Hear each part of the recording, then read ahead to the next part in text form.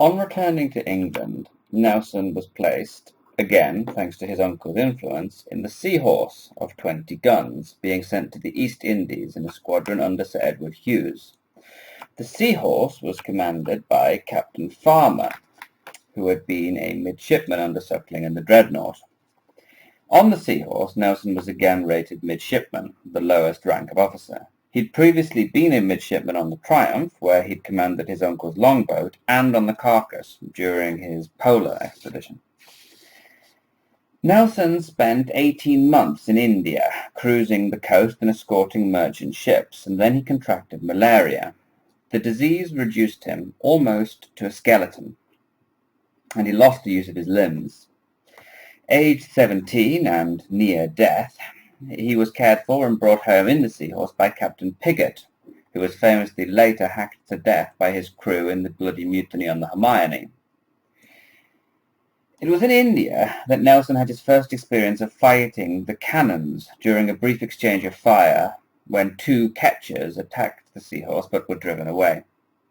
Speaking about leaving India, Nelson revealed how he thought that the episode would be the end of his career, if not of his life, saying, "I felt impressed with a feeling that I should never rise in my profession. My mind was staggered with a view of the difficulties I had to surmount.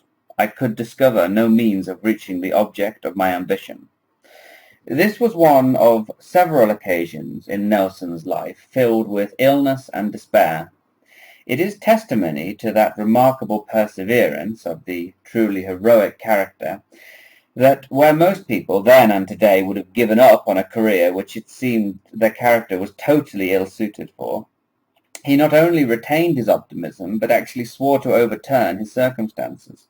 In fact, Nelson often spoke of this period of sickness and even attributed his famous patriotism to it, saying, "After a long gloomy reverie in which I almost wished myself overboard, a sudden glow of patriotism was kindled within me, and presented my king and country as my patron. 'Well then,' I exclaimed, 'I will be a hero, and, confiding in Providence, I will brave every danger.'"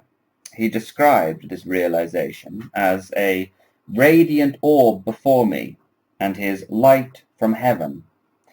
It is noteworthy that Nelson also spoke of succeeding through this time with "the little interest I possessed."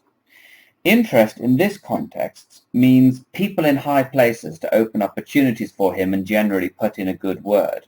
Now, it's unclear whether Nelson genuinely believed that he had little influence, or whether this was a misrepresentation intended to reinforce his unquestionable self-merit. However, Nelson actually did possess very good influence, as his uncle was Captain Suckling, who had been responsible for his various appointments to date in the merchant and military navy, and he, by this time, had been appointed comptroller, which is the head accountant of the navy. In any case, following his eventual recovery, Suckling used this opportunity to promote Nelson to acting lieutenant on board the Worcester of 64 guns under Captain Robinson, heading for Gibraltar. Nelson reportedly performed well under Robinson, and according to Nelson, Robinson said of him, "But although my age might have been a sufficient cause for not entrusting me with the charge of a watch, yet Captain Robinson often used to say that he felt as easy when I was upon the deck as any other officer of the ship." However, it was still necessary for Nelson to pass his examination before a board of captains in order to secure the permanent rank of lieutenant.